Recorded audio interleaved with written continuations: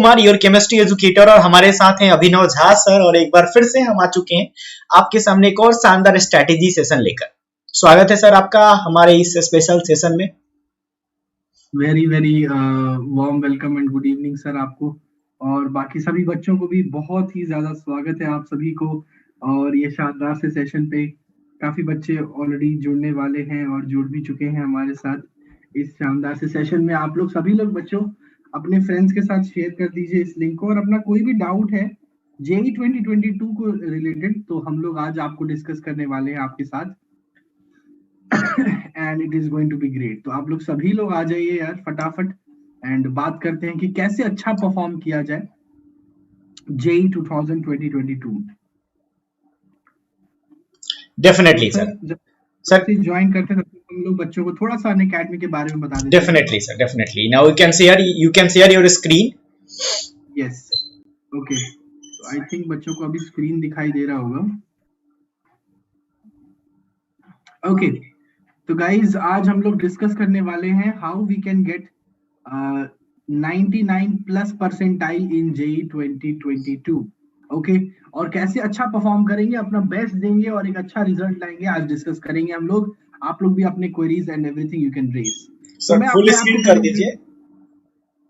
Yes sir, full screen है, full screen है, ठीक है। पीपीटी फुल स्क्रीन मोड में। हाँ वो हैंग हो गया अभी। ओके ओके, ठीक है, नो प्रॉब्लम। आ गया, अभी ठीक है, अभी ठीक है।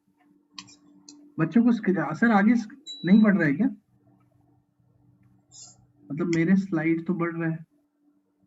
अच्छा, स्क्रीन पे स्लाइड स्टक और व्हाट? शायद से मेरे में तो आगे बढ़ रहा है स्लाइड, बट स्क्रीन पे वहां पे जूम पे नहीं हो रहा है। ऐसा हो रहा है क्या? एक बार मैं वापस से शेयर करता हूँ। हाँ, वापस से कर लीजिए आप।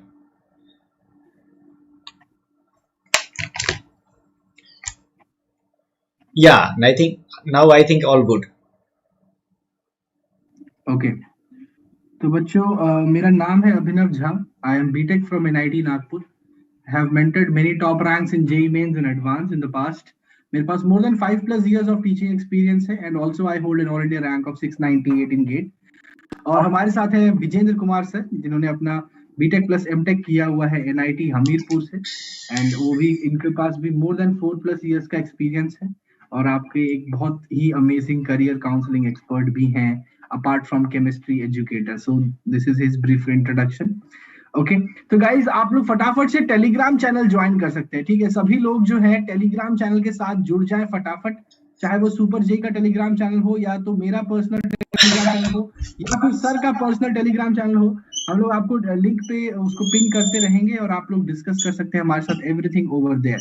साथ ही साथ गाइज अगर आपको personal guidance, study planner, test analysis, expert guideline, study material, ये सारे अमेजिंग फीचर्स चाहिए तो आप आइकॉनिक का प्लान ले सकते हैं।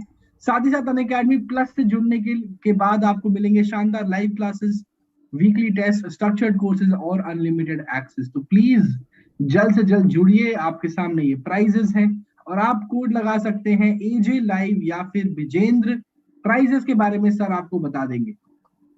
Yes sir, definitely. तो अगर आप प्लस की बात करेंगे तो 3 महीने का 17,000 लगता है, 6 महीने का 27,000, 12 महीने का 38,000, और 24 महीने का 55,000, और 30 महीने का 59,000 फॉर प्लस। आइकॉनिक की बात करेंगे तो आइकॉनिक में आपको 6 महीने का 34,000, 12 महीने का 58,000 और 58,500, 18 महीने का 72,000 और 24 महीने का 90,000 लगता है। बिल्कुल, और आपको बच्चों कोड लगाना है एजे लाइव या फिर विजेंद्र। चाहे आपको कोई भी सब्सक्रिप्शन लेना हो, आपको मिलेगा इसमें maximum discount. Okay, Shubham Kumar got NIT Patna CSE, congratulations. Okay, तो गाइज हमारे और भी सम अमेजिंग बैचेस हैं जो आपके सामने आने वाले हैं इस अमेजिंग से प्लेटफॉर्म पे। तो आप सभी लोग जुड़ सकते हैं यार। All stars crash course 3.0 batch, rapid revision, edge for JEE mains and advance, rapid revision, striker batch, excellence striker batch for 2.0, edge 2.0, excellence 2.0। तो ये सारे अमेजिंग बैचेस हैं जो दिसंबर और जनवरी के महीने में आपके सामने आएंगे। तो आप सभी से रिक्वेस्ट है कि जल्द से जल्द 58,500, 18 महीने का बंद। और आप लोगों को guys at the same time हमारा ड्रॉपर टू टॉपर बैच में भी इनरोल करने का मौका है ना। हम लोग भी चला रहे हैं अपना ट्रिमेंडस सा बैच जिसमें काफी अच्छा रिस्पॉन्स आ रहा है। तो आप लोग आइए और आप लोग भी अगले साल यहाँ पे अपना नाम छपवाइए। अनअकैडमी चैंपियंस जो जेई एडवांस में थे, आप भी अगले साल यहाँ पे एक टॉप रैंकर हो सकते हो। तो आप लोगों को गाइस जल्द से जल्द, क्लासेस ऑलरेडी स्टार्ट है आयुष, आप जुड़ जाइए और ये लिंक इन डिस्क्रिप्शन है, आप फिलअप कर दीजिए तो आप भी इस लिस्ट में आ सकते हैं। हम आपके लिए पूरा एफर्ट डालेंगे। साथ ही साथ डेली प्रैक्टिस पेपर जो है वो चल ही रहा है जेईई मेंस एडवांस का, मंडे टू थर्सडे 6:30 एनरोल कर सकते हैं आप। सर आपको कॉम्बैट के बारे में बता देंगे थोड़ा बहुत। कॉम्बैट सर हमारा एवरी संडे होता है और यहाँ पर बच्चों को 4 करोड़ से भी ज्यादा का स्कॉलरशिप प्रोवाइड किया जाता है, टोटल स्कॉलरशिप। और अगर आपकी रैंक 1 से 3 आती है तो 100% फ्री एजुकेशन अनअकैडमी आपको प्रोवाइड करता है।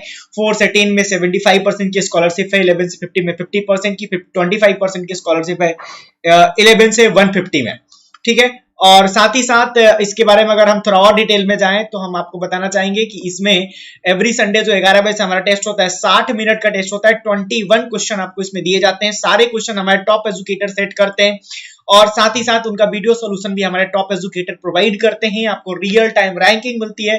This is all about Unacademy combat, please, है ना। एंड आप लोग एनरोल कर सकते हैं guys using the code AJ live या फिर विजेंद्र, राइट। दोनों कोड आप लगा सकते हैं, आपको मिल जाएगा maximum discount. Okay, and obviously आपको इसी के से आगे भी जाके आपको डिस्काउंट मिल सकता है। डेली प्रैक्टिस पेपर के बारे में मैंने बता दिया, 15 नवंबर से स्टार्ट हो चुका है 6:30 PM।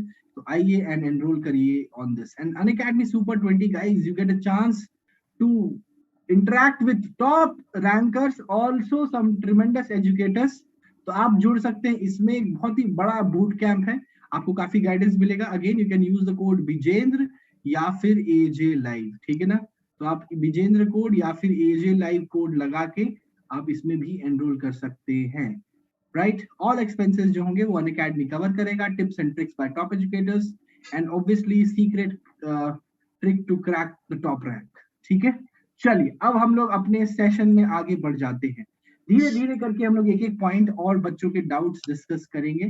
तो चलिए, हाउ टू गेट 99+ परसेंटाइल, हमारा आज का जो मेन मकसद है कि बच्चों को सिर्फ 99 परसेंटाइल क्रॉस होते एक बच्चा एक सेफ सिचुएशन में आ जाता है। जैसे ही 99 क्रॉस होता है तो ये है कि एनआईटी में, अच्छी एनआईटी में कंप्यूटर साइंस सिक्योर हो जाता है, नहीं तो भी इलेक्ट्रॉनिक्स एंड कम्युनिकेशन सिक्योर हो जाता है, जो कि एक अच्छा फ्यूचर की ओर आपको ले जा रहा है। क्योंकि अगले 10 साल 15 साल में इलेक्ट्रॉनिक्स एंड कम्युनिकेशन तो है ही, पर सबसे ज्यादा इंपॉर्टेंट है कंप्यूटर साइंस इंजीनियरिंग की ब्रांच रखना। और उसमें क्योंकि आगे जाके देखा गया है, जो ट्रेंड दिख रहा है कि ये चीज आगे काफी हेल्पफुल होगी बच्चों।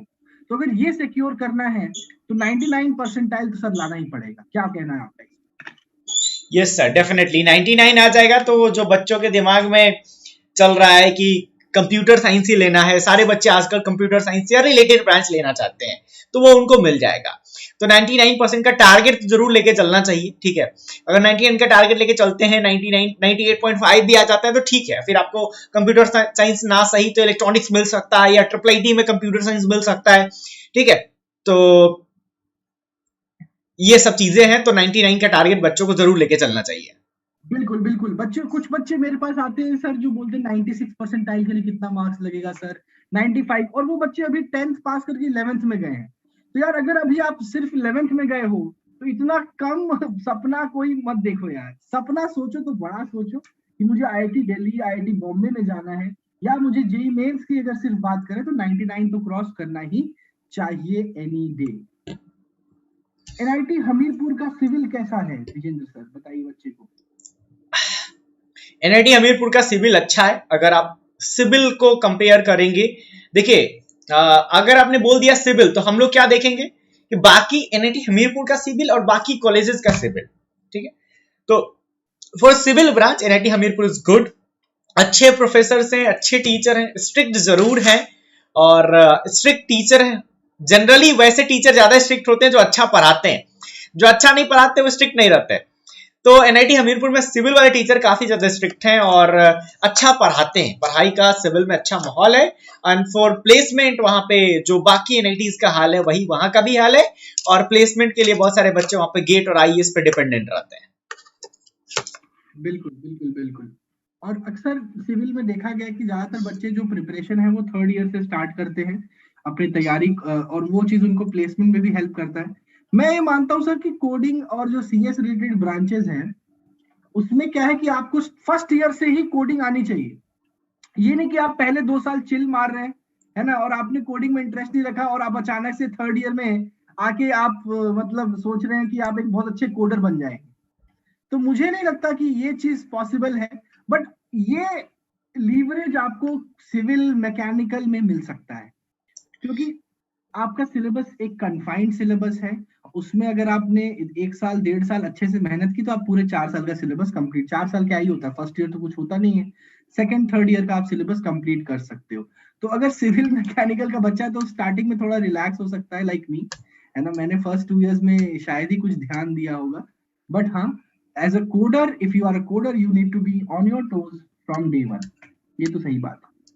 चलिए आगे सर चलते हैं जो हम लोग सर। देखते हैं ना करोड़ों के पैकेजेस, के करोड़ों का पैकेज लग गया, 70 लाख का पैकेज लग गया, 1 करोड़ का लग गया, अगर उन लोगों की मैं मतलब एनालिसिस करूं जो एनआईटी हमीरपुर से 3-4 लोग करोड़ों का पैकेज लिए हैं, तो जो हमारे 2 सीनियर थे, एक का 70 लाख का लगा था और एक का 1.2 करोड़ का लगा था, वो लोग कॉलेज, आप फर्स्ट ईयर की बात कर रहे हैं, कॉलेज आने से पहले से उनको कोडिंग आती थी। और उनके फैमिली में ऐसा एक पर्सन था जो उनको बता के रखा था कि तुम्हें कोडिंग करनी है, दिस इज इंपॉर्टेंट, ये तुम्हें जॉब दिलाएगा, यही करोड़ों का पैकेज दिलाएगा, इसी से तुम बड़े कंपनी में जा सकते हो। और ये चीज बहुत ज्यादा इंपॉर्टेंट हो जाती है। ऐसा नहीं था कि हम लोग नहीं करते थे कोडिंग, मैं भी सेकेंड ईयर से स्टार्ट किया था, लेकिन सेकेंड ईयर से किया 1 साल तो पता ही नहीं चला कि मुझे करना क्या है, क्योंकि हम जिससे मिलेंगे सब लोग ज्ञानी होता है कॉलेज में, सब लोग के पास ज्ञान होता है, everyone will give you some advice, ठीक है। तो अब यू कैन नॉट जज, यू कैन नॉट टेल कि कौन गलत बता रहा है आपको, कौन सही बता रहा है, सब लोग अपने अपने जगह पे सही होते हैं, ठीक है। तो अगर आपको पहले से ही पता चल जाए कि आपको कोडिंग करनी है, फर्स्ट ईयर से ही कोडिंग करनी है, अगर आप करते हो पूरे 4 साल coding, definitely you can get that dream job. और नॉट ओनली कोडिंग सर, आपको चाहे जो भी करना है, do that things from the first year. जैसे आपको टीचर बनना है, आपको सर आईआईटी में, जैसे मान लीजिए अगर हम ही लोग फर्स्ट ईयर से ही पढ़ाना शुरू कर देते तो आज शायद और अच्छे टीचर होते और बड़े टीचर होते, ठीक है। तो उसी तरह से अगर कोई फर्स्ट ईयर से गेट की तैयारी कर रहा है तो गेट में और अच्छी रैंक लाएगा। तो जो भी चीजें आपको decide in your first year and start working on that from the first year, take 6 months of time, पूरा फर्स्ट सेमेस्टर लगा दो डिसाइड करने में, कोई दिक्कत नहीं है, लेकिन at least start preparing for that your dream from second semester से स्टार्ट कर दो। और लैपटॉप तो फर्स्ट ईयर में खरीद ही लेना चाहिए। If you are from any branch business related to coding, आप फर्स्ट ईयर में लैपटॉप खरीद लीजिए, जितना लेट लैपटॉप खरीदेंगे उतना ज्यादा आपका टाइम बर्बाद होगा। सीएससी स्टूडेंट को क्या गेट देना चाहिए बेटा? अगर आपकी प्लेसमेंट अच्छी खासी 15 लाख 16 लाख की हो चुकी है तो देने का कोई मतलब नहीं बनता, है ना। अगर आपका प्लेसमेंट कुछ खास नहीं हुआ है, 7-8 लाख या फिर 10 लाख के नीचे है, तो आप जरूर गेट दीजिए। गेट से क्या होगा, आपको सिविल कंप्यूटर साइंस का ऐसा नहीं है कि पीएसयू में सीट्स नहीं है, सीएससी का सीट्स है, very less seats are there. आपको शायद से टॉप 100 या फिर 200 में आना पड़ेगा, एंड जो कि बहुत डिफिकल्ट टास्क नहीं है माइंड यू, क्योंकि यार अच्छे बच्चे जो आईआईटी के हैं, टॉप एनआईटी के हैं, they hardly give the GATE examination. तो सीएससी में गेट में अच्छी रैंक लाना कोई बहुत बड़ी बात नहीं है। बट अभी से आप उस पर मत सोचो।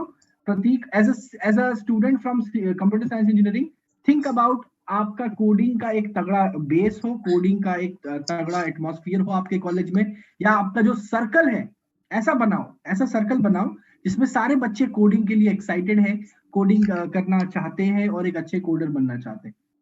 सो create a circle like that, है ना। एंड डेफिनेटली आगे जाके अगर आपके पास कोई और ऑप्शन है, अगर आपका प्लेसमेंट अच्छा नहीं हो रहा है, then gate is definitely an option, not a worry।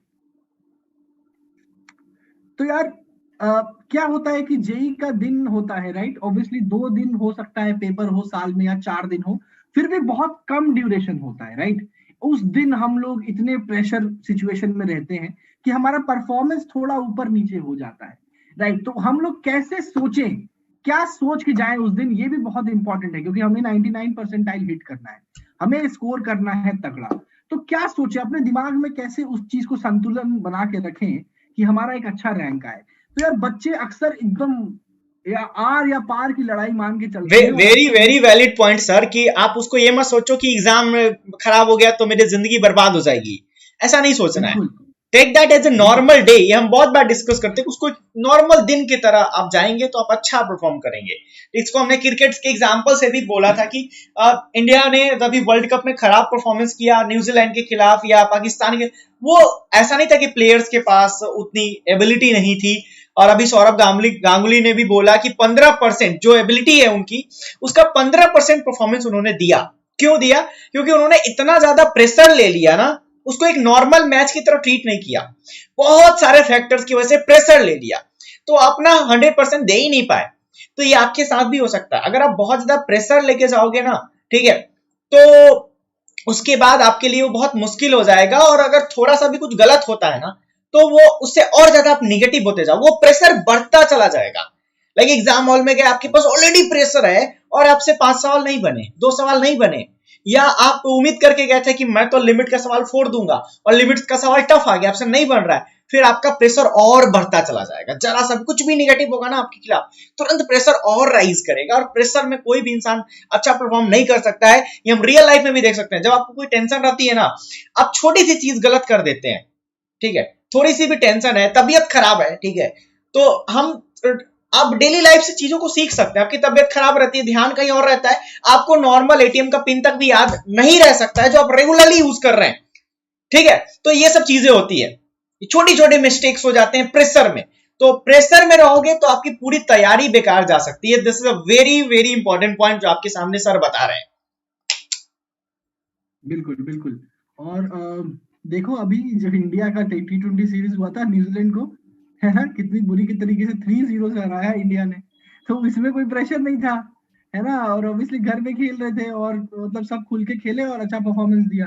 तो आप ऐसा ही सोचो, और एक सर ऐसा सिचुएशन हम लोग पैदा करें बार बार, अपने आप को टेस्ट वाली सिचुएशन में डालें, है ना, ऐसा माहौल में डालें, ऐसे इतने सारे मॉक टेस्ट दें, तो वो दिन ऑटोमेटिकली नॉर्मल बन जाता है।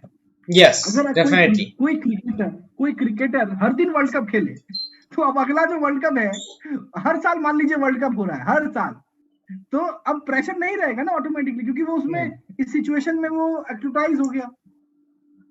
तो हर दिन अगर आप एक जेई मेंस या एडवांस का पेपर दो, उसके पहले मॉक, मतलब मैं कहना चाह रहा हूँ आपके जेई मेंस के पहले एक हफ्ते पहले, आप हर दिन एटलीस्ट एक वीक तक लगातार कंटिन्यूसली सिचुएशन में बैठो, और अभी से एटलीस्ट वीकली एक बार बैठो, हर हफ्ते एक एक आप फुल लेंथ टेस्ट, अगर आपका सिलेबस कंप्लीट हो गया है, या फिर पार्ट टेस्ट अगर आपका सिलेबस थोड़ा बचा हुआ है, तो आप दो। अगर अभी से आप उस माहौल में ढलने की कोशिश नहीं करोगे, अपने आप को सोचो आपके सामने बहुत सारे बच्चे बैठे हुए हैं, है ना, try to give an offline test like that if possible, जहां पे बहुत सारे बच्चे बैठे हुए हैं, एक सेंटर पे आप जा रहे हो, उस माहौल में आप हर हफ्ते बैठोगे, तो आपको वो माहौल मिलेगा, और अल्टीमेटली जो एक्चुअल डे है उसमें आपका परफॉर्मेंस निखर के आएगा। तो अपने आप को उस माहौल में घुलना, और उस माहौल में अपने आप को परफॉर्म करने के लिए आपको रेगुलरली टेस्ट देना पड़ेगा,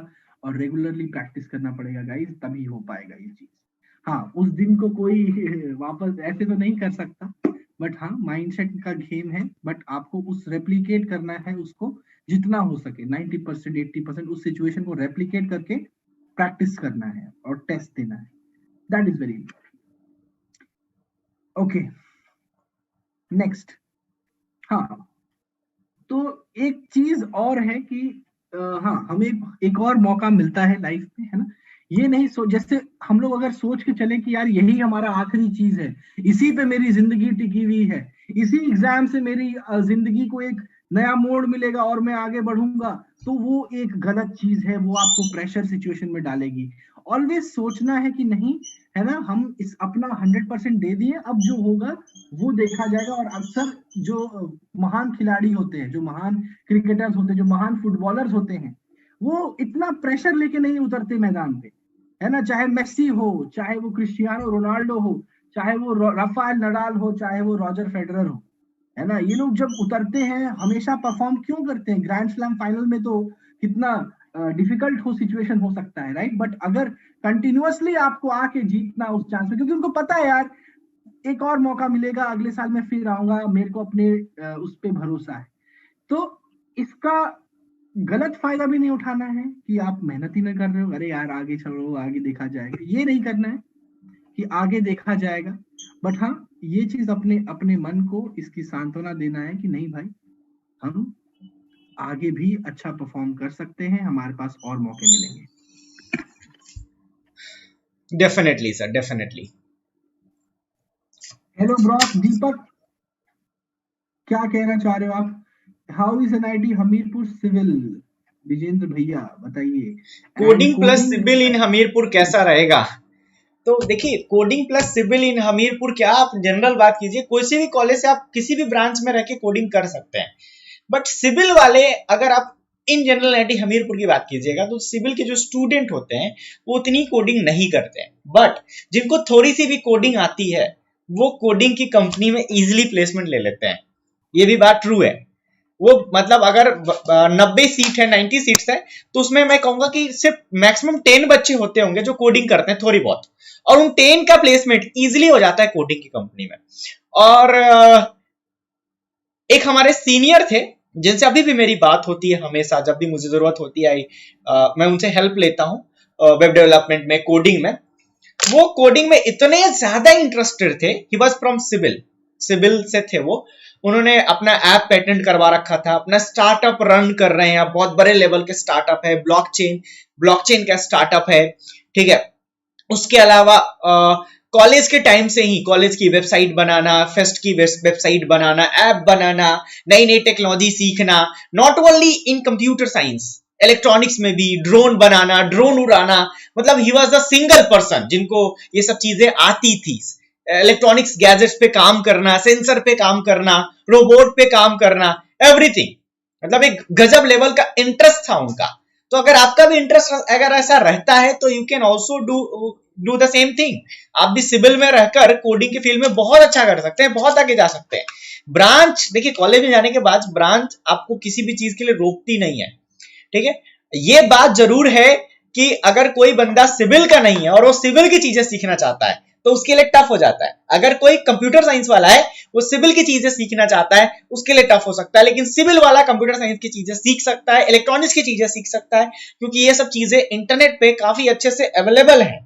आपको जैसे सिविल के स्टूडेंट है, कोई उसको इलेक्ट्रॉनिक्स का प्रोजेक्ट करना है, सारे प्रोजेक्ट्स की चीजें आपको इंटरनेट पे अवेलेबल है, ठीक है। आपको कंप्यूटर साइंस करना है, कोडिंग सीखना है, एंड्रॉइड ऐप डेवलपमेंट सीखना है, एंड्रॉइड ऐप बनाना है, आपको शॉपिंग ऐप बनाना है, जोमेटो जैसा ऐप बनाना है, ठीक है। तो उसके सारे, मतलब जोमेटो जैसा ऐप कैसे बनेगा, फूड डिलीवरी ऐप कैसे बनेगा, आपको पूरा डिटेल्स मिल जाएगा इंटरनेट पे। आप उस स्टेप्स को फॉलो करेंगे, आपको कोई प्रॉब्लम आएगा, you can post your doubt on internet, ठीक है। आप इंटरनेट पे पोस्ट करेंगे, बहुत सारे लोग बैठे हुए हैं जो आपको हेल्प करेंगे, ठीक है। तो अगर आप करना चाहते हैं तो डेफिनेटली कर सकते हैं। लेकिन अभी क्या है, यू आर इन, आपने जस्ट क्लास 12 पास किया है, अभी आपको मुझे लगता है कि क्रिस्टल क्लियर आइडिया ही नहीं है कि आप कोडिंग करना क्यों चाहते हैं, आप सिविल लेके कोडिंग क्यों करना चाहते हैं।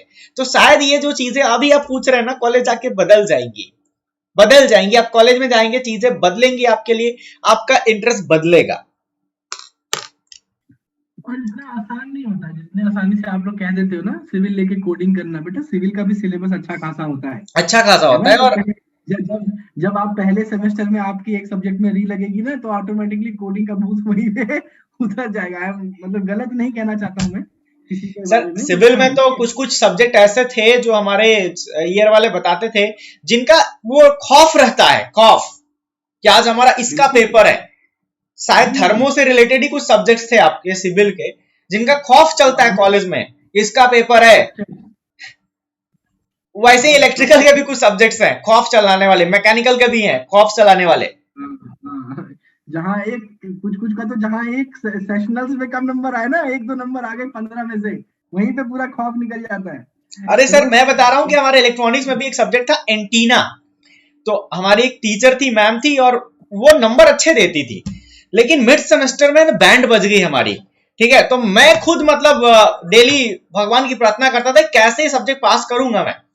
कैलकुलेट कर, टेस्ट में भी, क्लास टेस्ट में भी नंबर खराब और ओवरऑल जोड़ के भी खराब, और डर था कि अगर मिड सेमेस्टर में नंबर कटे इन सब में भी कटेंगे। सर इतना पढ़े थे, 9 बजे सुबह से एग्जाम था, सुबह 8 बजे तक पढ़े थे। मतलब ऐसे लगता था कि अब पूरा प्रेशर आ गया था, ऐसे मतलब अब पढ़ेंगे तो उल्टी कर देंगे, इतना ज्यादा पढ़े थे सर। मतलब बच्चे कहते कॉलेज में पढ़ाई नहीं होती है, तो बाहर निकल के एकदम ऐसे फ्रेश एयर लेते थे, फिर जाके पढ़ते थे। ठीक है, तो कोई हर ब्रांच में एक दो ऐसे खतरनाक सब्जेक्ट मिलेंगे, और सब्जेक्ट कुछ और ज्यादा सीरियस हो जाते हैं टीचर्स की वजह से। कई बार टीचरों का भी खौफ चलता है। हमारे इलेक्ट्रॉनिक्स में एक टीचर थे, एक हमारा सब्जेक्ट होता है EMFT, electromagnetic field theory. EMFT subject है, कॉमन सब्जेक्ट है, इलेक्ट्रिकल वाले भी पढ़ते हैं और इलेक्ट्रॉनिक्स वाले भी पढ़ते हैं, कंप्यूटर साइंस वाले भी शायद पढ़ते हैं, नहीं कंप्यूटर साइंस नहीं पढ़ते हैं। तो वो टीचर थे, बहुत अच्छे टीचर थे। उनका खौफ चलता सर, मिड सेमेस्टर में 20 में से 2 नंबर देते थे वो, 2 नंबर 3 नंबर, पास होना मुश्किल होता था। लेकिन हम थे 5 ईयर में, वो 4 ईयर को लग गए, हमें नहीं लगे। हमने मतलब सीरियसली उस दिन को पार्टी किया था, एंजॉय किया था कि हमें वो टीचर नहीं लगे। तो कॉलेज जाने के बाद बहुत सारी चीजें पता चले। बहुत डिपेंड करता है। एक टीचर से मेरा मतलब, मैं ऑब्वियसली हम लोग, मैं लास्ट सेमेस्टर की बात है, मैं गेट के लिए प्रिपेयर कर रहा था उस टाइम पे, है ना, लास्ट या सेकंड लास्ट सेमेस्टर था। तो मैं उनकी क्लासेस नहीं करता था, क्योंकि उन्होंने कंपल्शन नहीं किया था कि आपको आना है तो आप आओ, नहीं आना है तो मत आओ। कुछ कुछ टीचर्स ऐसे कर देते फाइनल ईयर में, तो मैं उनकी क्लासेस अटेंड नहीं करता था। तो फाइनल सेमेस्टर का पेपर था, और मैंने, और एकदम हलवा पेपर था, मतलब सब्जेक्ट भी कोई खास नहीं था, वो ऑब्वियसली आपका प्लानिंग एंड मैनेजमेंट का सब्जेक्ट था।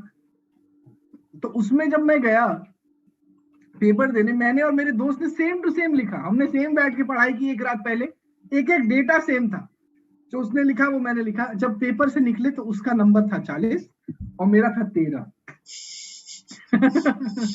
तो उस टीचर ने मेरे को नोटिस कर लिया था कि मैं मतलब उनकी क्लासेस वगैरह अटेंड नहीं किया हूँ।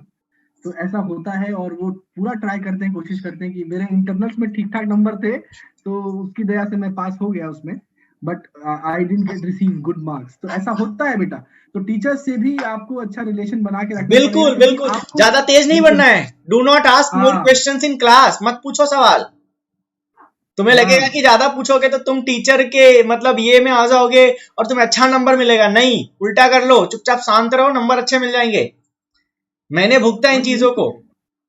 बिल्कुल, और आपको ये चीज समझना है कि यार आपको अल्टीमेटली टाइम चाहिए कॉलेज में ना।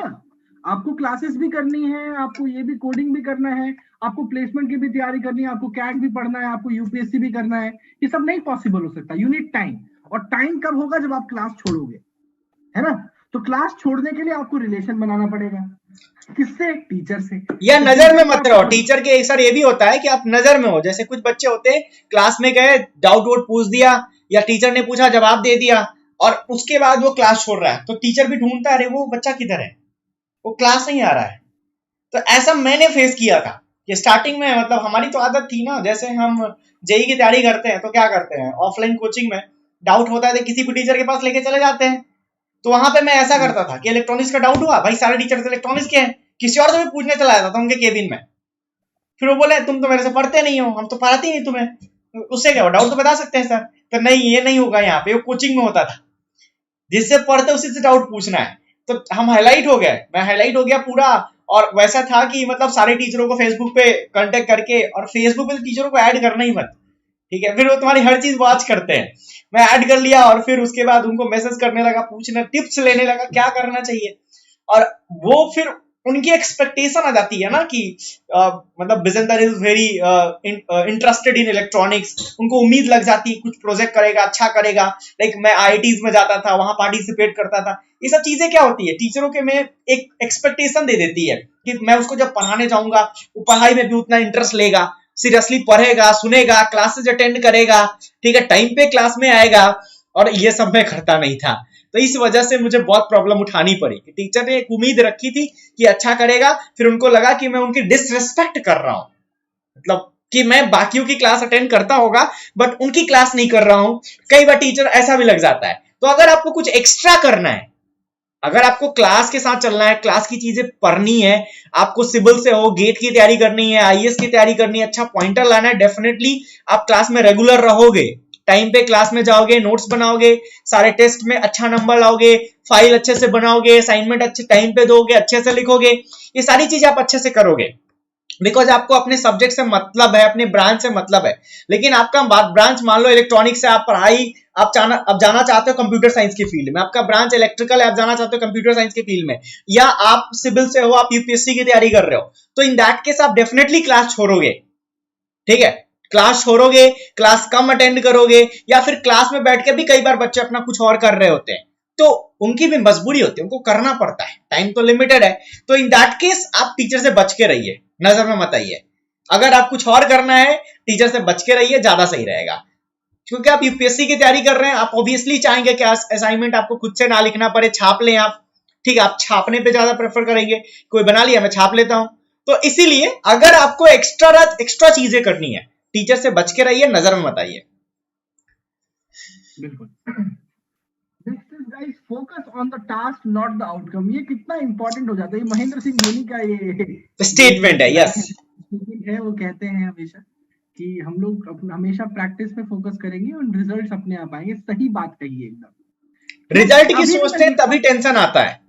बिल्कुल, बच्चे अक्सर मेरे से पूछते रहते, सर इतनी रैंक पे क्या मिलेगा 2023 में, सर मेरा इतना आ जाएगा तो मुझे क्या मिलेगा। अच्छी बात है, सोचो, मोटिवेट हो, ये सब सोच के, है ना। रात को सोने से पहले एक आईआईटी की वीडियो देखो, पर दिन भर आप यही सोचते। जो बच्चा पार्शियल ड्रॉप लिया है वो डेली 1 घंटा सर्च करके अपना टाइम वेस्ट करे कि मुझे अगले साल कितनी रैंक लानी है, इतनी रैंक पे ये मिलेगा, तो he is obviously wasting his time.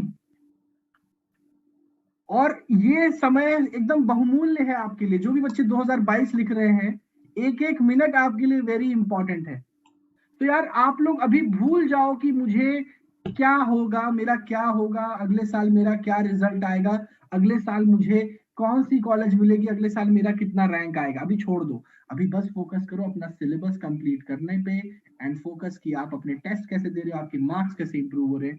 Only on that focus is very important.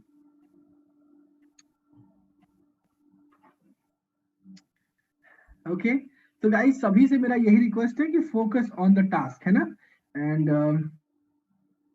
लोग डिस्कस कर रहे हैं इसके बारे में थोड़ा सा 2022 के लिए। अभी भी बच्चे डाउट्स हैं उनको काफी सारे। Kurukshetra mechanical versus Una CSE.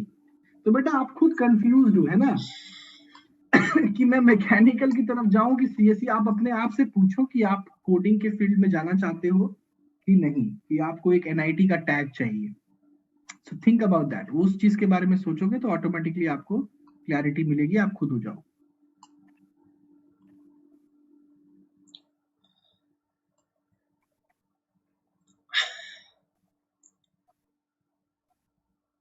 Coding करनी तो बेटा फिर triple IT Una CSE low any day फिर, ठीक है।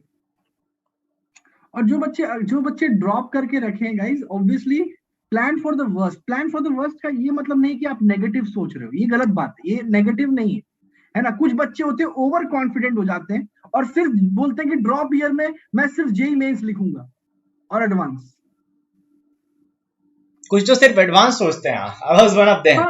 मैं तो मेंस के बारे में सोचता ही नहीं था कि सिर्फ एडवांस देंगे, एडवांस के लिए तैयारी कर रहे थे, लास्ट मोमेंट पे मेंस की तैयारी करी। हाँ, तो गाइस ऐसे नहीं करना है। क्यों? क्योंकि बाई चांस वो दिन आपका अच्छा नहीं गया तो आपका करियर तो यार ऑन द स्पॉट आ जाएगा ना। तो आपको समझना है कि नहीं, मुझे और भी एग्जाम्स लिखने चाहिए, मुझे बिट्स की भी साइमल्टेनियसली प्रिपरेशन करनी चाहिए, मुझे आपका कॉमेड के भी देना चाहिए, उसमें भी 1-2 अच्छे कॉलेजेस हैं। प्लस आपको अगर अगर आपके बोर्ड में अच्छे मार्क्स हैं, अगर आप बोर्ड की भी तैयारी कर रहे हो, तो हो भी ये भी सकता है कि आपको थापर जैसे कॉलेजेस, है ना, और भी कुछ प्राइवेट कॉलेजेस में अच्छा एडमिशन मिल जाए। WBJE हो गया, so these are all going to help you. तो आप लोग अपने सारे बेस को कवर करके चलो, है ना। ओवर कॉन्फिडेंट मत हो, है ना। Specially this things is for the droppers, है ना, कि आप ये सोचो कि यार नहीं, मुझे 100% देना है अपना, और डेफिनेटली सारे चीजों को कवर करके चलना है। मतलब यहाँ पे कंप्लेसेंट नहीं होना है, ओवर कॉन्फिडेंट नहीं होना है। ये यहाँ से ले, this is not a negative thing. For planning for the worst situation is not negative. You are just having plan A, plan B, plan C. ये हमेशा हर बंदे को होना चाहिए।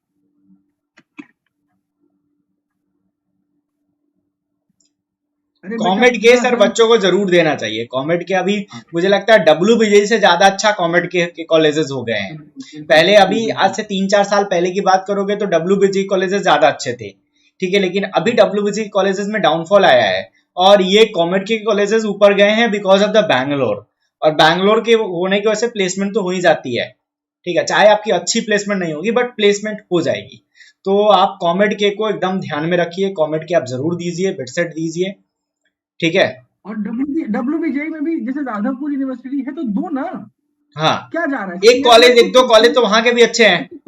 अच्छे हैं ना, क्या पता वो अच्छा चला जाए आपका पेपर, हाँ, तो ये भी बच्चे हो अक्सर सकता है, देखते हैं। अच्छा चला जाए, हाँ, हाँ डेफिनेटली। अच्छा चला जाए, उसमें मेरे को टॉप कॉलेज मिल जाए। आप MHT CET भी दे सकते हो यस, भाई। MHT CET के दो कॉलेजेस हैं, उसमें एक है आपका COEP और एक है आपका VJTI। These are two top colleges, NIT yes Nagpur sir, के यस सेक्टर सर, के अच्छे कॉलेजेस हैं। कॉलेजेस हैं। बहुत अच्छा प्लेसमेंट है COEP में, तो इनफैक्ट 40 लाख का प्लेसमेंट होता है। CSE में एवरेज उसका अराउंड 20 लाख के आसपास रहता है।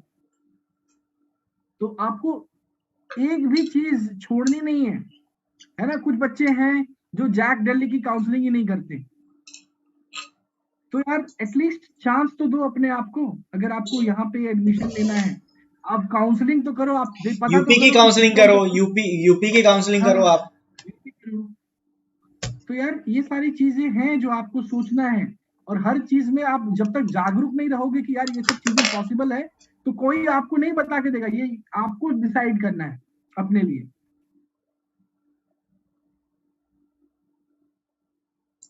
सब बच्चे वही कर रहे हैं। मैकेनिकल के साथ साथ अब गवर्नमेंट को कर देना चाहिए, अब मैकेनिकल वगैरह को माइनर में डाल दो इलेक्ट्रिकल को माइनर में डाल दो, और सब लोगों को कोडिंग कराओ भाई, हर ब्रांच CSE कर दो। बेटा ऐसे नहीं होता है, ठीक है। अगर आप इतने, यार देखो सभी बच्चों को मैं एक फ्रैंक बात बोलना चाहता हूँ यार, इतनी आसान नहीं होती कि इलेक्ट्रिकल लेके कोडिंग कर रहे हैं, मैकेनिकल लेके कोडिंग कर रहे हैं। इलेक्ट्रिकल चलो लेके थोड़ा बहुत कर भी सकते हो, बट यार एक पूरा सब्जेक्ट होता है। हर सेमेस्टर में आपके पास 6 सब्जेक्ट होते हैं, और ऐसे करके टोटल 8 सेमेस्टर 48 सब्जेक्ट आपको क्लियर करना रहता है। समझ रहे हो, इतना आसान नहीं होता है, बहुत बोझ होता है उसका उसका, और इलेक्ट्रिकल है ना। इंजीनियरिंग का टफेस्ट ब्रांच माना जाता है। हाँ, तो लेके अगर आपको इतना ही भूत सवार है कोडिंग का, तो छोड़ दो इलेक्ट्रिकल, कोई एक लोअर कॉलेज में ले लो CSE, एंड पूरा एफर्ट डालो ना अपना। आप अपना सोचो, डेली आप सुबह उठ रहे हो, 4 साल से 4 साल तक आप लगातार वो चीज कर रहे हो जो आपको करनी ही नहीं है। चलो हम लोग तो सर, एटलीस्ट मैं जो था, आई लाइक सिविल इंजीनियरिंग, मुझे सिविल इंजीनियरिंग पसंद था। उसके बाद गेट की मैंने प्रिपरेशन की, तो मैं उस तरफ फोकस था ना, मेरा दिमाग तो वहां था एटलीस्ट। अब कोई बच्चा है जिसका दिमाग ही इधर नहीं है, and he still doing it, वो तो यार it's going to be very very much, it's going to be totally a time waste, ठीक है। तो कॉलेज जाओगे तो आपका वहां पे जो बच्चे ऐसा सोच के जाते हैं, मतलब 90% तो ऑब्वियसली वहां पे जाके अपना माइंड चेंज कर ही लेंगे, उनको पहले सब रियलिटी मिल जाएगी। बट ठीक है, अगर आप फिर भी चाहते हो करना, तो then you have to be very hard working. आपको डबल वर्क ट्रिपल वर्क करने के लिए रेडी होना पड़ेगा। और अगर आप हार्ड वर्किंग हो और आप सोचते हो कि आप ये काम कर सकते हो, so all the best, then you do it. But अगर आप वही हो, लथार्जिक हो, एंड आप अभी भी ये सोच रहे हो, तो यार अपने सब्जेक्ट क्लियर करने में दिक्कत आती है बहुत बच्चों को। मैं खुद, मेरे को इतना डिफिकल्टी होता था क्योंकि मैं क्लासेस नहीं करता था। कॉलेज में और भी बहुत सारी चीजें होती हैं, मैं खुद पास होने में मेरे को बहुत दिक्कत हुई थी कुछ सब्जेक्ट्स में। तो दैट इज अ रियलिटी। और इसमें यार मैं सोचूं कई कि बार मैं सर कोडिंग कर लूं। पढ़ने के बाद भी कुछ सब्जेक्ट गड़बड़ हो जाते हैं, ऐसा भी होता है कि हाँ, अच्छे से आपने पढ़ा है बट आपने क्लासेस वगैरह सही से नहीं लगाई तो आपको पता ही नहीं कि इसमें से, क्योंकि टीचर्स कई बार बोल देते हैं, क्लास में बता देते हैं कि इतने पार्ट से आएगा, इसी से हाँ, आएगा, बता देते हैं ये पोर्शन ज्यादा आएगा। तो हम्म, अगर आप क्लासेस नहीं कर रहे हो तो आप जो आपके दोस्त हों वैसे दोस्त बनाओ जो रेगुलर क्लासेस करते हैं और उनसे बात करते रहो, वो बताएंगे आपको, वो बहुत जरूरी है। नहीं तो कई बार आप पता ही नहीं होगा कि असाइनमेंट की लास्ट डेट कौन सी है, सही बता रहे हैं, आपको नहीं पता होगा, क्योंकि वो लास्ट हाँ, डेट और जो कॉलेज क्लास का CR होता है, क्लास रिप्रेजेंटेटिव, उससे आपकी अच्छी बनी रहनी चाहिए, उससे बना के रखो, वो आपको सही इंफॉर्मेशन देगा, ठीक है। तो ये सब चीजें कॉलेज में, फ्रेंड्स आर वेरी इंपॉर्टेंट। अगर आपको डिग्री लेनी है, नंबर अच्छे लाने हैं, फ्रेंड्स आपको बनाने पड़ेंगे। बिना फ्रेंड्स के आपका कॉलेज लाइफ नहीं चलेगा। और फिर आपको एक, देखो यार, फिर देखो, मैं आप जो बच्चे तब से बोल रहे हैं ना करना है, मैं आपको रेपोकशंस बता देता हूँ। ठीक है, क्या हो सकता है, देखो क्या होगा। अगर आपको कोडिंग करनी है अलॉन्ग विद इलेक्ट्रिकल इंजीनियरिंग, तो आप डेली मान लो 8 से लेकर 3 बजे तक आपकी क्लासेस लग रही है, ठीक 5 है। भी हो सकता है कि एनआईटी में भी तो 5 हाँ, चलता है। कभी 5 भी होता है, चलो 5 ही मान लेते हैं, ठीक है। हम्म। 8 से 5 तक आपने की क्लास एवरी डे, एट बीच टू में एक्स्ट्रा फाइव टाइम होता है, लेकिन वो आप यूज नहीं कर पाएंगे किसी और नहीं नहीं कर पाते यार। हाँ। चलो यार, वो वाला क्लब चले जाते हैं, चलो यार ये दिखाते हैं, चलो कैंटीन में बैठ जाते हैं थोड़ी देर, वो चीज होता है, ठीक है। उसके बाद आपको आके फिर हर दिन आपको कम से कम 2 घंटे, 6 to 8 बोलो या फिर 7 to 9 आपको कोडिंग के लिए देना पड़ेगा। डेली 2 घंटा देने के लिए रेडी हो, पहले बात ये पूछो।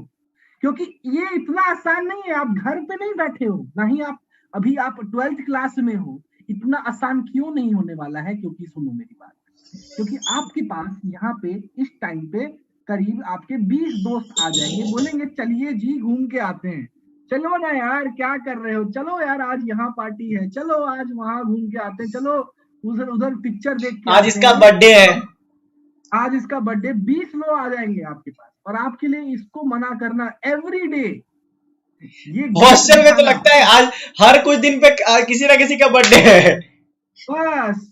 तो हर दिन कुछ ना कुछ करना, प्लस आपका नेटफ्लिक्स है, आपके पास इंटरनेट एकदम एकदम आपके पास भरपूर मात्रा में पड़ा हुआ है, प्लस आपका फेसबुक और इंस्टाग्राम चल रहा है धड़ल्ले से, प्लस एक आज नई लड़की का मैसेज आ गया आपको। तो यार ये सब चीजें होती हैं, होता है ना। तो यार टू बी ऑनेस्ट, ये चीज कंट्रोल कर पाना इज नॉट इजी। और अगर आपने ठान लिया तो आप फिर अपने दोस्तों के बैड बुक्स में भी आ जाओगे।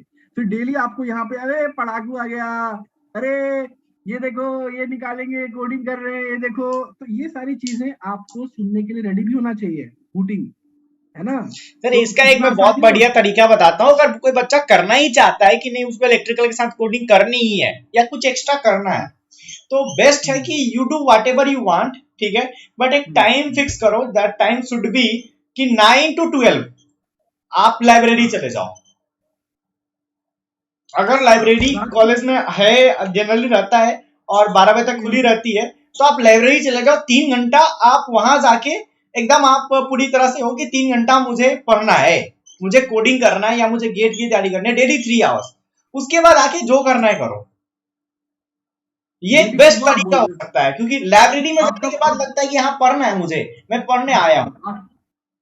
आप कब बोल रहे, सुबह 9 to 12? क्या? नहीं, कब, शाम, रात को 9 to 12 बोल रहा। हाँ हाँ, रात को। हाँ, या तो देखो एक और ऑप्शन है, या तो आप शाम को घूम फिर के आ गए, और उसके बाद अगर आपका मेंटल स्टेट है ना, तो आप तब रात में पढ़ाई कर सकते हो, है ना। अगर आप 2 घंटा डेली दे सकते हो, या लाइब्रेरी जा सकते हो 10 से 12 के लिए, शाम में तो तो नहीं भी होती है पढ़ाई कॉलेज में। शाम में शाम तो में नहीं नहीं हो होती। पाएगी। शाम में तो सब लोग घूमने जाते हैं, आप भी घूमोगे, खेलते हैं, खेलने जाते हैं। हाँ और हाँ, उसके बाद आके अगर और आपने आप खुद थके दो हुए दो रहते हो 5 बजे तक। हाँ, तो दे आपको मैनेज तो करना पड़ेगा, टाइम निकालना इज नॉट इजी, क्योंकि वहां पे डिस्ट्रैक्शंस आर इमेंस। अगर आपको अभी घर बैठ के, अगर लेट सपोज 10 में से 2%, अगर मतलब 100 में से मान लो आपके पास 10% डिस्ट्रैक्शन है, तो उस टाइम आपके पास 95% डिस्ट्रैक्शन होंगे, ठीक है। तो उस तरह आपको रहना और उस तरह से आपको प्रिपेयर करना is going to be very difficult task. तो आपको मैनेज करना डिफिकल्ट होगा। अगर आप उस चीज के लिए रेडी हो, तो डेफिनेटली कंट्रोल अपने हाथ में आपको लेना पड़ेगा, ठीक है। अभी भी और तभी भी कंट्रोल अपने हाथ में, हर चीज पे डिपेंडेंट नहीं रहना है कि मेरे पापा मेरे लिए ये करके देंगे, मेरी मम्मी मेरे लिए ये करके देंगे, मेरे दोस्त मेरे को ये नोट्स पकड़ाएगा, है ना, यहाँ से मैं ये देख लूंगा, ये टीचर मेरे को ये बता देगा। हर चीज में अब आपको कंट्रोल लेना है अपने हाथ में। हर चीज आपको करना है लाइफ में। देखोगे, अगर कोई कंपनी कब सक्सेसफुल होती है, कब कोई कंपनी सक्सेसफुल होती है, जब वो सारे काम अपने खुद से कर रही होती है, राइट। किसी और से कुछ चीज के लिए अगर उन्होंने जरूरत मांगी, तो उस पे गारंटी नहीं है ना कि वो डिलीवर हो जाएगी टाइम पे। पर अगर मैं खुद यहाँ पे सप्लाई कर रहा हूं वो सारी चीजें, तो मैं डिपेंडेंसी कम है, जितनी कम डिपेंडेंसी उतना एक्यूरेसी। ये चीज आपको समझना पड़ेगा, डिपेंडेंट मत रहो दूसरों पे हर चीज में। जैसे मेरे को मान लो एक्स यहाँ से आना है, वाई यहाँ से आना है, जेड यहाँ से आना है, ये यहाँ से आना है, तो भाई चलो मान के चले आपके भरोसेमंद लोग हैं तो हर दिन आपको ये चीज काम करके दे रहे हैं, पर बाई चांस एक दिन ये गायब हो गया, एक दिन ये गायब हो गया, तो आपका पूरा काम रुक जाएगा, पूरी गाड़ी रुक जाएगी। तो हर चीज अपने हाथों में लो, हर चीज का मुझे नोट्स बनाना है, मुझे शॉर्ट नोट्स बनाना है, मुझे इसका प्रॉब्लम सॉल्व करना है, मुझे कोई दोस्त या मेरे घर वाले सपोर्ट नहीं करेंगे। अब आपको अपने हाथों में कंट्रोल रखना पड़ेगा, ठीक है? Definitely definitely practice practice practice practice आप इंसान को परफेक्ट बनाता है, और आप जितना प्रैक्टिस करेंगे उतनी ज्यादा परफेक्शन आएगी, ठीक है?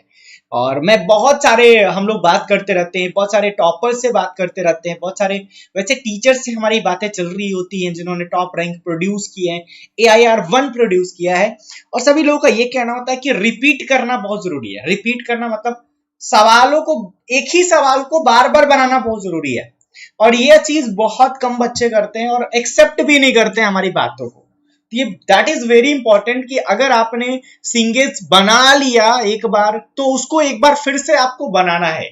एक बार बनाने से सिंगेज से जो मैक्सिमम आउटपुट आपको मिलना था वो नहीं मिल पाएगा, ठीक है? तो आप ऐसा ना सोचिए कि सिंगेज बना लिया तो चलो अब अरिहंत बनाते हैं। मैं कहूंगा सिंगेज बना लिया ना, सिंगेज को ही 2 बार बनाओ, 3 बार बनाओ, ठीक है? तो आपको ज्यादा फायदा होगा। और ये आप जितने भी टॉपर से पूछेंगे तो आपको ये चीज वो बताएंगे, क्योंकि आप एक ही सवाल को जब दोबारा बनाते हैं तो देखिए, पहली बार बना रहे होते हैं वो सवाल आपके लिए नया होता है, आप नए तरीके से जब सोच रहे होते हैं, ठीक है? बहुत सारा टाइम आपको सोचने में चला जाता है, ठीक है? तो अब जब दोबारा बनाते हैं तो आपको उसकी रिलेटेड कुछ चीजें याद रहती हैं, ठीक है? उससे क्या होती है, आपकी स्पीड बढ़ती है। और मार्केट में कुछ लिमिटेड टाइप्स के प्रॉब्लम्स ही हैं जिनको आपको एकदम ऐसे बैठा लेना है दिमाग में कि जैसे ही आए पता चल जाए कि ये सवाल ऐसे होना है। लाइक टीचर, आप हमसे पूछते हो, कोई भी सवाल हमारे पास लाते हो, ठीक है? सर ये सवाल बता दीजिए, हम सवाल देखते समझ जाते हैं, अरे इसमें ये लगेगा। क्यों? हमें कैसे पता चल जाता है? क्योंकि उस सवाल को हम इतनी बार बना चुके हैं ना, इतनी बार बना चुके हैं कि वो सवाल का कुछ चीज हमें याद जैसा हो गया है, ठीक है? कई बार हम सवाल का आधा मतलब सवाल 5 लाइन का है, 2 लाइन पढ़ के ही समझ जाते हैं कि सवाल कहना क्या जा रहा है, क्योंकि हमारी प्रैक्टिस इतनी स्ट्रांग है। अगर आप बेसिक लेवल पे सोचिए तो आपको अभी कुछ पूछा जाता है, आपको पूछा जाता है 5 into 6 कितना होता है, तुरंत 30 बोल देते हो। क्यों? क्योंकि इस चीज को आपने इतनी बार रिपीट किया, इतनी बार इसको पढ़ा है कि आपके लिए एक आम बात बन गई है, ठीक है? बस जैसे ABCD आप नहीं भूलते हैं, ठीक है? ABCD आपसे बोला जाएगा, आप लिख देंगे, क्योंकि आप उसको रियल लाइफ में बहुत बार यूज कर चुके हैं। तो दैट इज वेरी इंपॉर्टेंट कि आप सिलेबस ऑलरेडी बहुत बड़ा है, ठीक है? आप उतने सिलेबस को जितनी बार कर सकते हैं उतनी बार करें, इन स्पाइट ऑफ कि आप मल्टीपल बुक्स करें, ठीक है? आप पहले से एक अच्छे मेंटोर से मिलिए जो आपको बताए कि आपको these books are sufficient for your mathematics, these books are sufficient for your chemistry, these books are sufficient for your physics, ठीक है? और बस उन्हीं किताबों को 2-3 बार बना जाइए, 2 बार बना जाइए, आपके पास एक एक्यूरेसी भी आ जाएगी, स्पीड भी आ जाएगी, और आप एग्जाम में काफी अच्छा परफॉर्मेंस करेंगे। बिल्कुल बिल्कुल। तो प्रैक्टिस तो करना बेटा बहुत इंपॉर्टेंट है ही, है ना? जैसा सर ने बताया, एकदम सही बोला। सिंगेज मैथ्स में ऐसा नहीं है कि मैं अभी सिंगेज बना रहा हूँ, लास्ट के 3 महीने बच गए, सर अब क्या करूं, चलो सर अरिहंत बनाते हैं। बिल्कुल गलत, नहीं। 3 महीने बच गए, 4 महीने बच गए, वापस से सिंगेज बनाओ। इतना कॉन्फिडेंस लेके जाओगे ना एग्जाम में, वो अनब्रेकेबल कॉन्फिडेंस होगा। एंड अगर हो सके तो 2 बार बना के जाओ एक्स्ट्रा, है ना? क्योंकि यार एक बार में नहीं हो पाता सिंगेज, माइंड यू, है ना? मतलब I am telling you, not even 0.1% of the student also are not able to solve सिंगेज फुल्ली थरोली, नहीं कर पाते, क्योंकि डिफिकल्ट क्वेश्चन है भाई। एक बार करोगे आपके पास 100 क्वेश्चन, हर बच्चा मुझसे पूछे सर सिंगेज कैसे सॉल्व करें, 100 क्वेश्चन है आपके पास। आप गए लगाने, पहला क्वेश्चन में आप अटक गए, दूसरे क्वेश्चन पे अटक गए, तीसरे क्वेश्चन पे आपसे बन गया, फिर चौथे 5वें में अटक गए, फिर आपका मन जो है वहीं पे चला जाता है कि अब मुझे सिंगेज सॉल्व करना है, नहीं मुझसे नहीं हो पाएगा। तो ये वाला स्ट्रैटेजी नहीं करना है। क्या करना है, पहले आप छांटिए, आपसे अच्छा आपसे 5वां क्वेश्चन बन गया, ओके, आपसे 10वां बन गया, आपसे 25वां बन गया, ऐसे कर करके आप एटलीस्ट 30 to 40% क्वेश्चन बना लीजिए, राइट। और वो आपको कॉन्फिडेंस दे देगा। फिर आप क्या करिए, जब आप एक हफ्ते बाद या 2 हफ्ते बाद एक बार जब आप आगे बढ़ जाते हो, आपका पार्ट टेस्ट होता रहता है, तो उसमें आप सेकंड रिवीजन मारिए सिंगेज का। तो ऐसे फर्स्ट और सेकंड रिवीजन के बाद जब आप पूरा थरोली हो जाता है, तो आप एटलीस्ट 60 to 70% सिंगेज बना लेते हो। ये एक मैं जनरल बच्चे की बात बता रहा हूँ। और फिर जब आपका पूरा सिलेबस कंप्लीट हो जाता है, फिर से उस बुक को बनाइए, तब भी आप 90% तक पहुंच पाएंगे। फिर भी ये आपको एक्सट्रीम लेवल ऑफ कॉन्फिडेंस देगा। इस तरह से सिंगेज बनाया जाता है मैथ्स में, ठीक है। So that is very very important.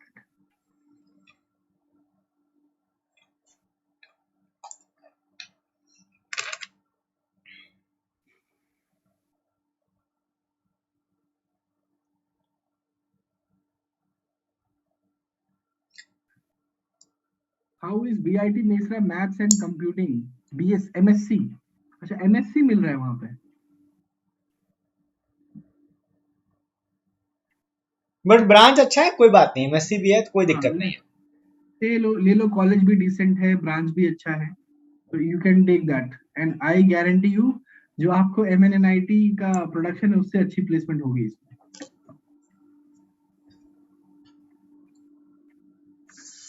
Flashback your past success, sir कितना इंपॉर्टेंट होता है, कितना आपको इंपॉर्टेंस लगता है कि मैंने जेई मेंस 2015 में एक इतना अच्छा रैंक लाया था, या 14 में इतना अच्छा रैंक लाया था, और अब आगे जाके आपको कितना कॉन्फिडेंस देता है, वो बहुत इंपॉर्टेंट हो जाता है सर। मेरे को तो खासकर मैं अपने जो पास्ट एक्सपीरियंसेस हैं, जिन जिन जगह पे मैंने एक अच्छे जॉब को हासिल किया, राइट, तो जिस वे में मैंने इंटरव्यू दिया और मैं सेलेक्ट हुआ, मेरी प्लेसमेंट में मैं सेलेक्ट हुआ, गेट के एग्जाम के दिन मैंने जो अच्छा परफॉर्मेंस दिया, ये छोटी छोटी चीजें हैं जो मैं लाइफ में आगे जाके अपने आप को देखता हूँ, और उससे कॉन्फिडेंस निकाल के यहाँ पे वापस से अगले बार जब मैं कहीं जाऊं, तो उसमें मैं इस चीज को यूज करके, यूटिलाइज करके इस कॉन्फिडेंस को आगे लेके जाने की कोशिश करता हूँ। और जिस दिन मैंने जेई एग्जाम भी दिया, उस दिन भी मैं जितने मॉक टेस्ट में अच्छे परफॉर्मेंस किए थे, वो चीज सोच के गया था।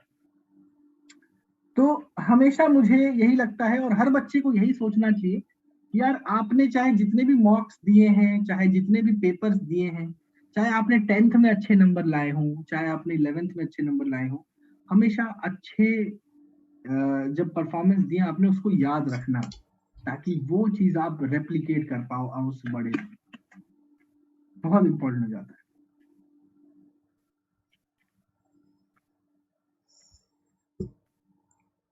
IIT के में भी MSc है, मैथ्स एंड कंप्यूटर, ओके, ले सकते हो बेटा, अच्छा ब्रांच है, you can take it, no worries.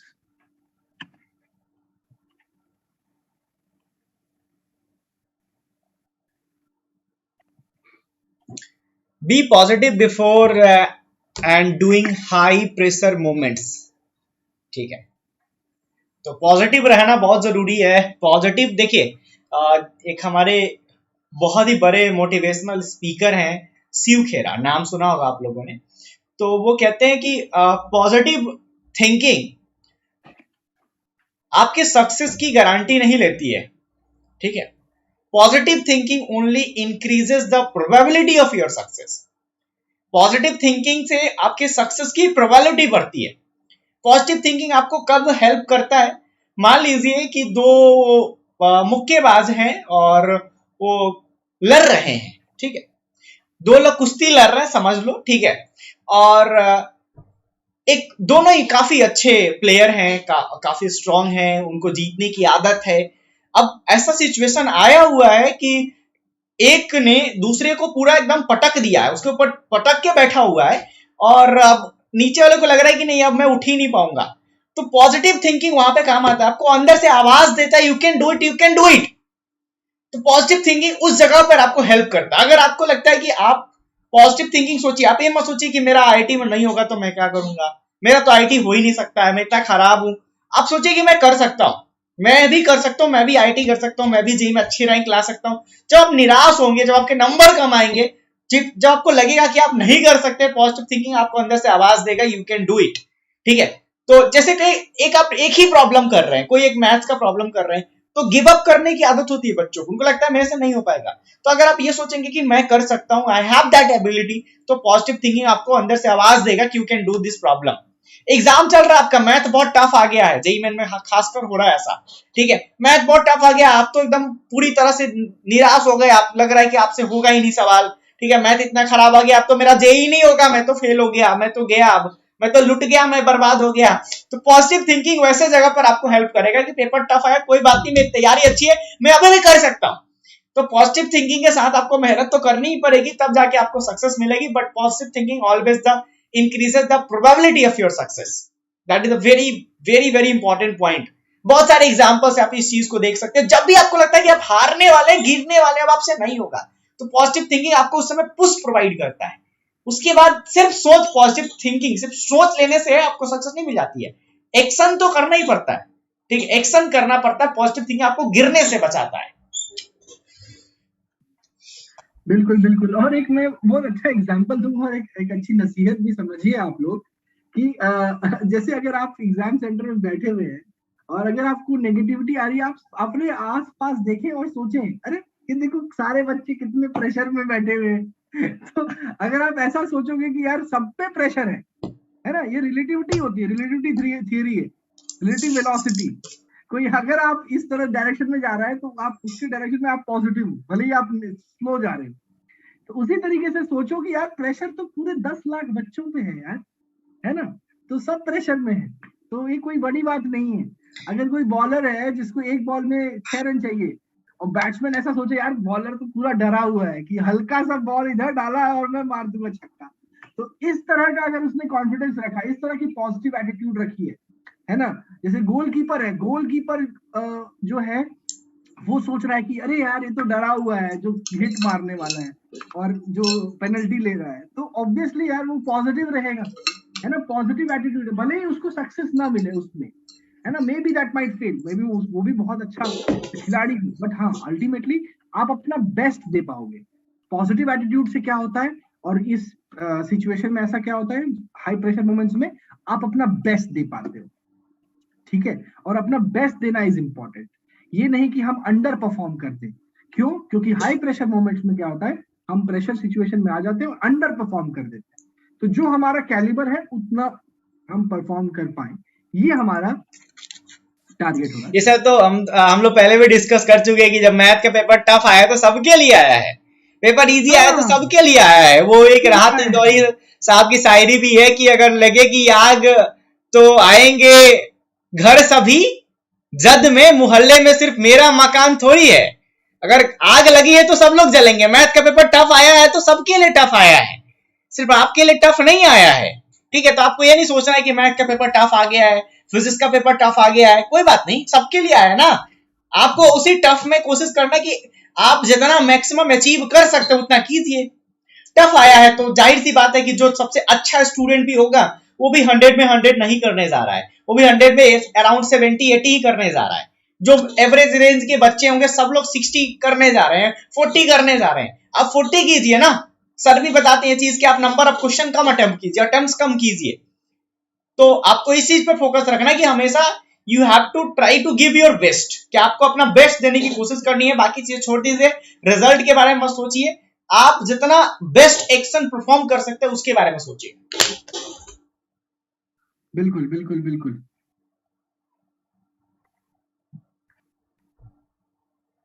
हाँ सर, आप कितना म्यूजिक सुनते हैं सर, मतलब अभी जैसे सिचुएशंस में, और जब एग्जाम या फिर कोई बड़े जगह आप परफॉर्मेंस देने जा रहे हो, तो क्या लगता है आपको, म्यूजिक या फिर कोई और रिलैक्सिंग चीज? जरूरी नहीं है म्यूजिक ही हो। म्यूजिक एक बहुत ज्यादा अच्छा रिलैक्सिंग चीज है, तो आपको रिलैक्स करता है।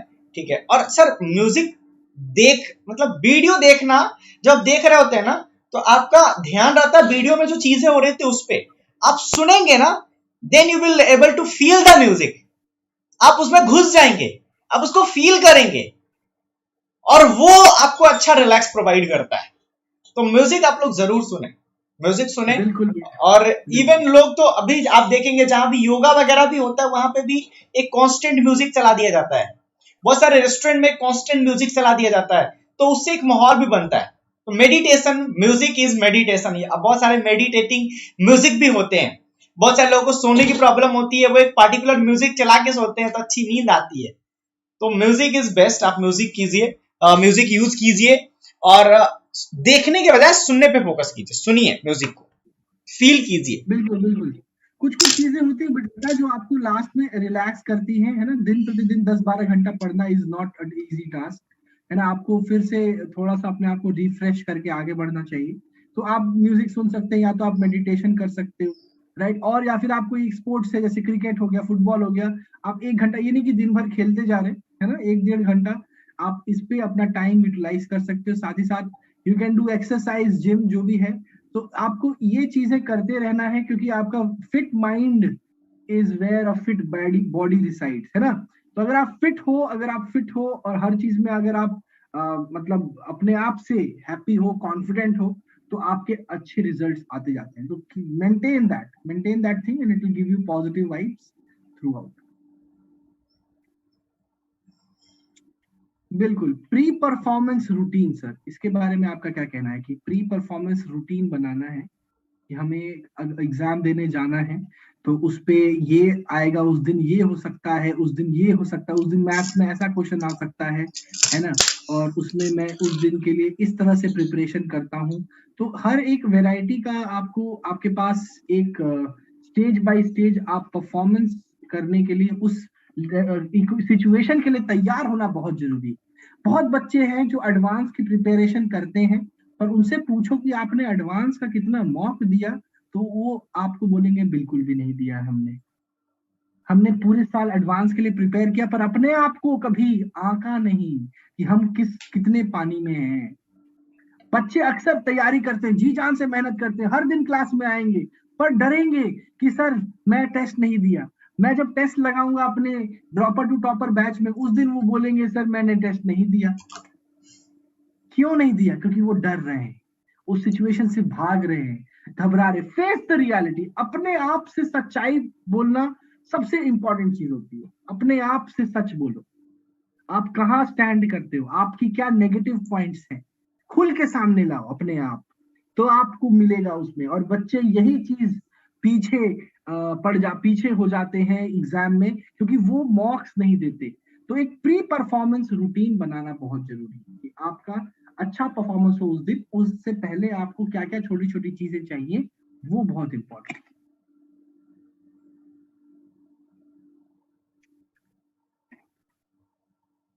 चलिए नेक्स्ट पॉइंट पे आते हैं। प्रेशर शेयर करना सर कितना इंपॉर्टेंट? बर्डन कम हो जाता है शेयर करेंगे कम तो। हो जाता है। हाँ, बिल्कुल बिल्कुल। थोड़ा सा ये नहीं कि दिन भर फोन पे लगे रहे हैं अपने दोस्त के साथ, उससे प्रेशर और बढ़ जाएगा। और बढ़ जाएगा एग्जाम का, है ना। कभी कभी हाँ, हमें ऑब्वियसली इमोशनली हम अपने पेरेंट्स के साथ डिस्कस कर सकते हैं, राइट, कि यार हमारे पास इतना टेंशन है, तो उसको रिलीज करना भी बहुत इंपॉर्टेंट है ना। तो अपने आप को यार उस प्रेशर सिचुएशन में अगर आप फील कर रहे हो, तो कभी कभी you can speak it out, talk to your friend for some time, बाहर जाओ, मिलो, बात करो, है ना, explain it, and then you can obviously release that pressure definitely.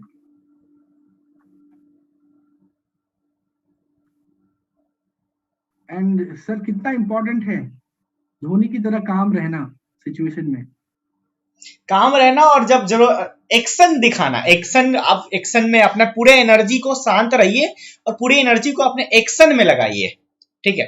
ये बहुत जरूरी है। चाहे आपका कोई भी टाइम चल रहा है, चाहे आपका अच्छा टाइम चल रहा है, तब भी आप बहुत ज्यादा एकदम कूदने मत लगिए, ठीक है। अगर आपका खराब भी टाइम चल रहा है, आप उसी सिचुएशन में रहिए। आप धोनी का एग्जांपल ले सकते हैं, आप चाणक्य का एग्जांपल ले सकते हैं। अगर आप देखेंगे तो कभी भी ऐसे ऐसे जो बड़े लोग होते हैं ना, वो किसी भी सिचुएशन में आपको पता ही नहीं चलेगा कि ये इतनी ट्रबल में है, फिर भी निराशा नहीं दिखेगी चेहरे पे, ठीक है। इतना मतलब इंजॉय करने वाला मोमेंट होगा, फिर भी ऐसा कुछ नहीं करेगा कि एकदम पूरा कूदने लगेगा। तो ऐसी चीजें देखी गई है, और ऐसे लोग ज्यादा सक्सेसफुल होते हैं कि आप चाहे आपके पास जो भी सिचुएशन हो, ठीक है, आप सिचुएशन को छोड़िए, अपनी जो एक बेसिक आपका नेचर है कामनेस है उसको मेंटेन रखिए, तभी आप सोच सकते हैं, ठीक है। क्योंकि आप अपने माइंड कैलकुलेशन तभी कर सकते हैं आप काम रहेंगे, शांत रहेंगे। अगर आप एक्स्ट्रा एक्साइटेड हो जाएंगे तो आप मिस्टेक्स ज्यादा करेंगे, सिली मिस्टेक्स, इजी मिस्टेक्स ज्यादा करेंगे, ठीक है। आप एक्स्ट्रा प्रेशर ले लेंगे तो फिर उस प्रेशर में भी आपसे गलतियां ज्यादा होंगी, छोटी सी चीज आपको बहुत टफ लगेगी। तो दोनों ही सिचुएशन में काम रहना बहुत इंपॉर्टेंट है, कूल रहना बहुत इंपॉर्टेंट है। बिल्कुल। और जैसे मैं बता रहा था बच्चों को, देखो यार प्रेशर है, देखो मेसी है, भले ही मेसी मार रहा है किक, है ना, पर गोलकीपर ने बचाया गोल, है ना। क्यों? क्योंकि वो पॉजिटिव है, वो सोचता है कि उसने अगर सोच लिया चलो मेरे सामने मेसी आ गया, अब तो गोल होना ही है, छोड़ो अब क्या ही करें। तो ऐसे नहीं होगा। आपको पता है कि आपके टॉपर्स हैं आपकी क्लास में, तो आप सोच रहे कि यार यही लोग रैंक लाएंगे यार, मेरे से कहाँ, मेरे बस की कहाँ, रैंकर जितने भरे पड़े। पर एग्जाम सिचुएशन में मेसी भी प्रेशर में आ सकता है। एग्जाम सिचुएशन में, ऐसे सिचुएशन में जब मेसी, धोनी जैसे लोग भी प्रेशर में आ सकते हैं, तो वो टॉपर्स भी प्रेशर में आ सकते हैं और आपको यही बाजी मारनी। तो ये इंपॉर्टेंट है कि think that others are also under much pressure. सबके पे प्रेशर है, ये आप सिर्फ एक नहीं हो, ठीक है।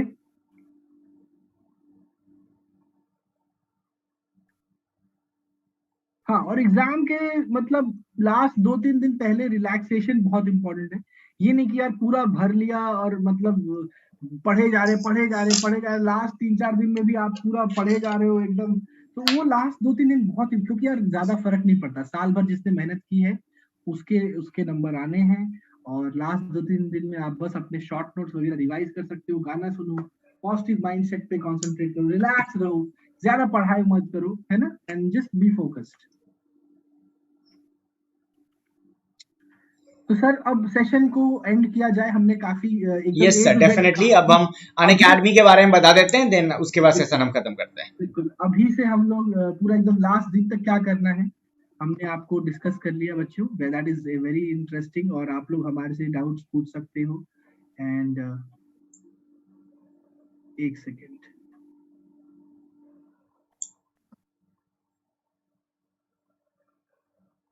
ओके।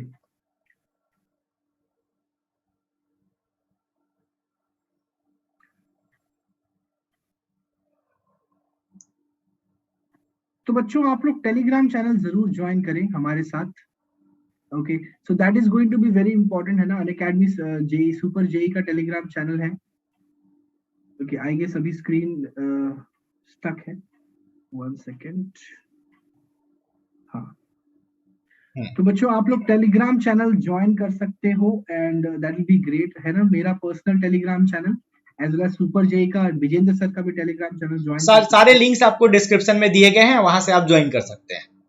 बिल्कुल, for all the amazing personal guidance, study planner, study material, expert guidelines, test analysis, आप लोग आइकॉनिक ज्वाइन कर सकते हैं, and live classes, weekly test, structured courses, unlimited access के लिए आप लोग प्लस ज्वाइन कर सकते हैं, जुड़ सकते हैं, बिल्कुल। और आप लोगों को पता ही है गाइस, एजे लाइव या फिर विजेंद्र कोड लगा के आप लोग फटाफट आ जाइए, है ना। चाहे आपके दोस्त हो, भाई हो, है ना, या कोई रिलेटिव हो, चाहे वो कोई भी अनअकैडमी का सब्सक्रिप्शन लेना चाहता है, तो आप हमारा कोड ही रेफर करिएगा, है ना, एंड आपको बहुत बेनिफिट होगा उससे। तो आप 6 months, 12 months, 18 months and 24 months का प्लान ले सकते हैं, है ना, फॉर आइकॉनिक, जिसका प्राइस है 12 मंथ्स का 58,500 एंड 72,000 प्राइस है आपका 18 मंथ्स का, and 90,000 is the price for 24 months. साथ ही साथ आप लोग प्लस सब्सक्रिप्शन ले सकते हो फॉर 3, 6, 12, 24, 30 मंथ्स के लिए। एक साल का प्राइस है 38,115 और आपका 2 साल का प्राइस है 55,440। बग्स बाउंड्री के बारे में सर बताइए बच्चों। हाँ, अनअकैडमी की हमेशा कोशिश रहती है कि अपने प्लेटफॉर्म पे बग्स फ्री कंटेंट अपलोड करें, बट अब उसके बाद भी आपको अगर लगता है कि किसी कंटेंट में कोई बग है, कोई एरर है, तो आप उसे रिपोर्ट कर सकते हैं। डिस्क्रिप्शन में उसका लिंक दिया गया है। अगर आपका बग सही पाया गया और आप पहले बार, मतलब if you are the first जिसने उस बग को रिपोर्ट किया, तो आपको अनअकैडमी उसके लिए प्राइज भी देगा, ठीक है। तो अभी सर हम चलते हैं, बाय बाय बच्चों, thank you very much. Channel को सब्सक्राइब कर लेना, ठीक है, और बेल आइकन को दबा देना। चैनल सब्सक्राइब करना बहुत जरूरी है, बेल आइकन को दबाना जरूरी है, लाइक और शेयर बटन को क्लिक करना जरूरी है, ठीक है। चलते हैं अभी, बाय बाय, गुड नाइट।